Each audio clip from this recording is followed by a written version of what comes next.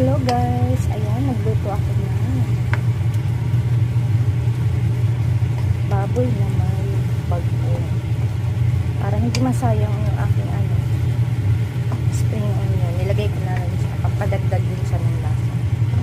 Optional lang yan. Tapos nilagyan ko siya ng konting oyster sauce para nag-aagaw ang alat niya at saka matamis-tamis siya. Para hindi nakakaumay yung taba. Para kahit taba, makain niya. Saka maganda rin